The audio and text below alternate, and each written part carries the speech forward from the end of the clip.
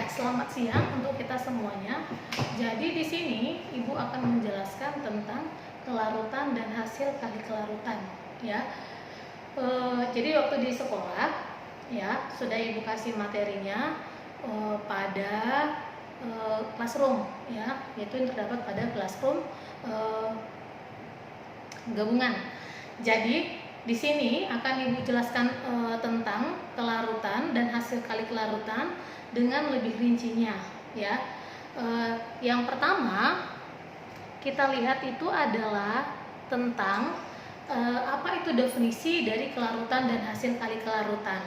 Definisi kelarutan dan hasil kali kelarutan adalah dilihat dari segi katanya. Jadi kelarutan itu simbolnya adalah S atau yang disebut juga dengan solubility, ya. Jadi menyatakan banyaknya zat terlarut yang dapat larut di dalam suatu pelarut tertentu. Misalkan, ya, kita masukkan gula ke dalam air, ya, dapat larut nggak? Dapat larut. Maka itu dikatakan dengan kelarutan. Namun kelarutan ini, ya, dalam waktu tertentu dengan penambahan gula secara terus-menerus, maka ya gula itu akan ada waktunya tidak larut secara sempurna, maka dia membentuk endapan. Itu dia namanya dengan kelarutan.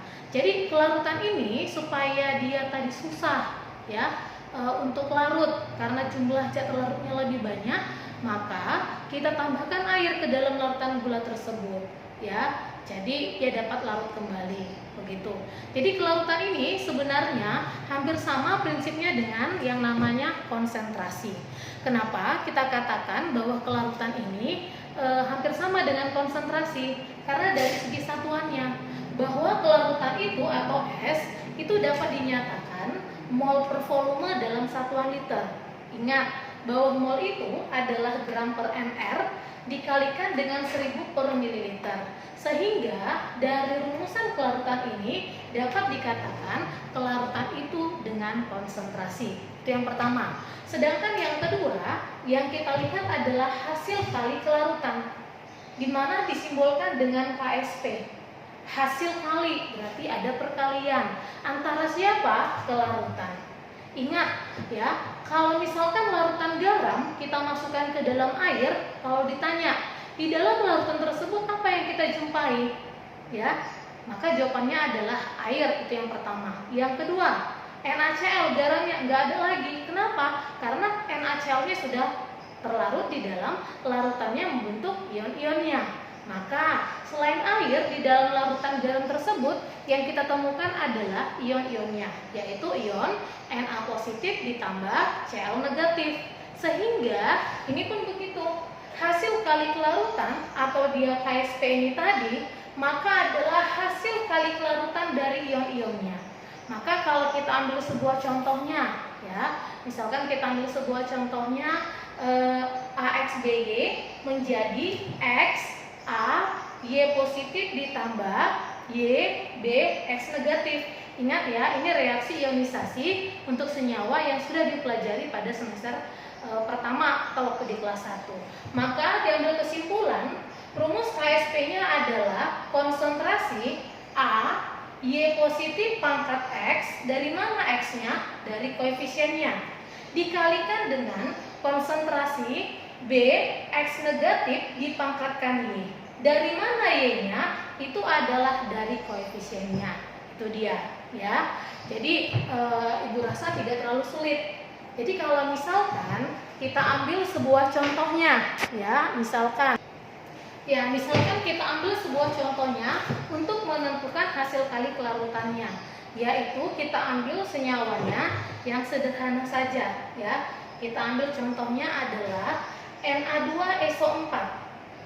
Na2SO4 ini jika kita ionisasikan akan menghasilkan 2 Na positif ditambahkan dengan SO4 2 negatif, ya kan? Kalau Ibu tanya berapakah koefisien dari ion Na positif, itu adalah sama dengan 2. Berapa koefisien dari SO4 2 negatif? 1. Tetapi 1 tidak pernah dituliskan. Sehingga rumus KSP-nya adalah hasil kali kelarutan. Kelarutan itu adalah konsentrasi. Konsentrasi dituliskan dengan siku kanan kiri. dari Na positif dipangkatkan dengan koefisiennya. Koefisiennya adalah 2 dikalikan dengan konsentrasi ionnya satu lagi, yaitu SO4 2 negatif. Jangan lupa dipangkatkan dengan koefisiennya, yaitu berapa? 1. Ya, inilah rumusan dari hasil kali kelarutan. Ya, nah itu dia. Jadi kalau misalkan kita lihat, jelas ya. Kita lihat kembali untuk hubungannya. Ya, kalau hubungannya adalah hubungan KSP dengan S. Pemisalan AXBY menjadi S sama dengan akar pangkat. Akar pangkat ini dari mana? Akar pangkatnya ini adalah dari nilai indeks, ya, dari ion-ionnya. Maka XY kita jumlahkan dulu. Sedangkan nanti KSP per X pangkat Y pangkat Y. Kalau yang dicari adalah S, yang diketahui adalah KSP-nya. Sebagai contohnya kita lihat yang pertama, ya, kita lihat diketahui kelarutan. Kelarutan itu adalah S.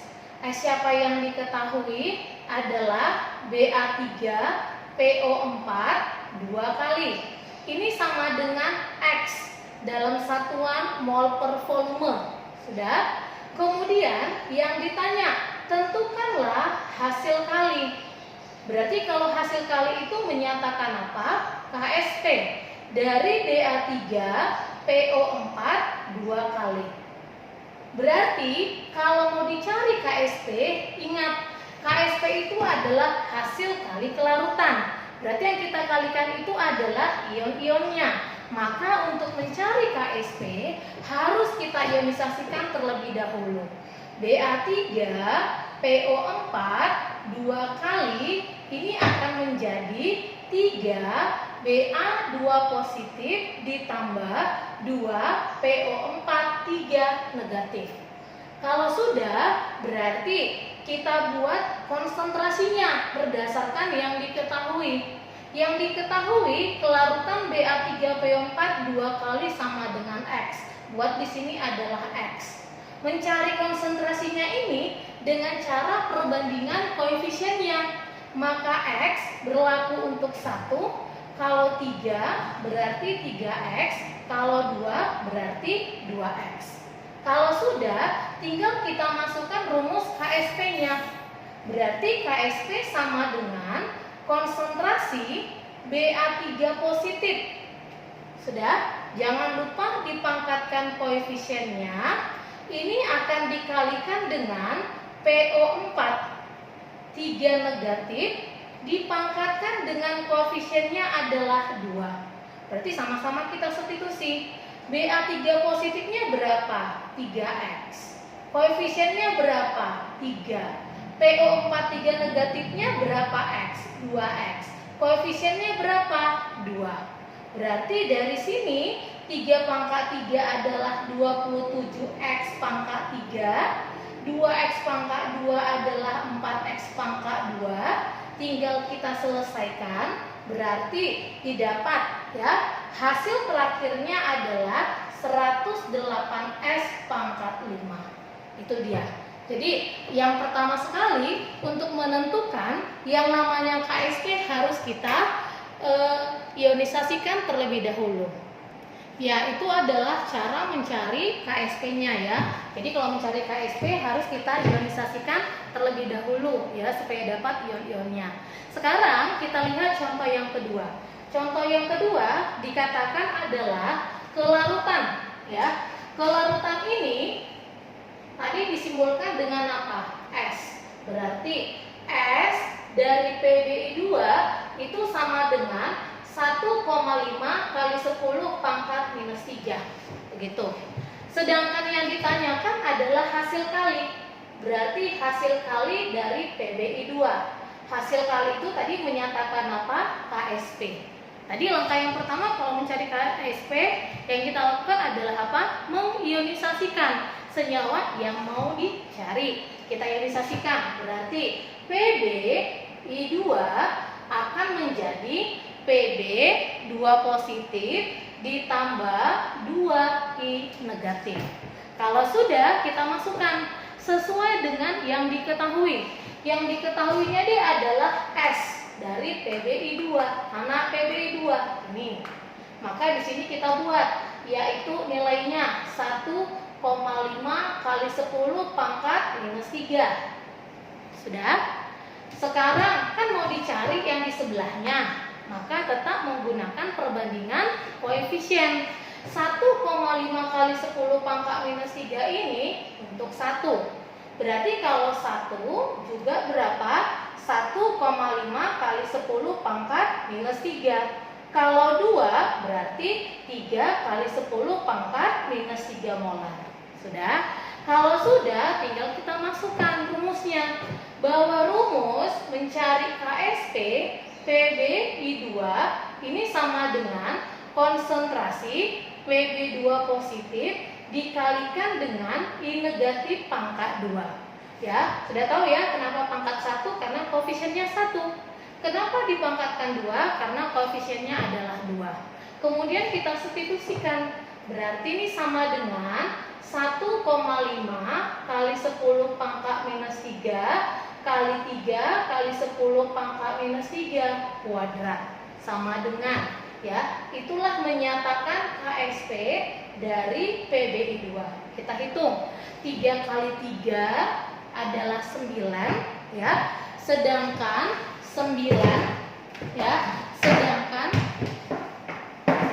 9 dikalikan dengan 1,5 itu sama dengan 13,5. Berarti 1,35 kali 10 pangkat minus 6, 9 minus 8. Begitulah dia cara menentukan KSP-nya.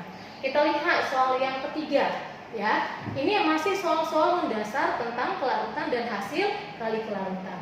Sekarang kita lihat yang ketiga. Bila kelarutan, tadi kelarutan Ibu katakan adalah apa? S. Dalam 500 ml air, berarti diketahui volumenya 500 ml adalah 5 mg. Ternyata miligram itu menyatakan massa 5 mg. Yang ditanya, tentukan nilai KSP-nya.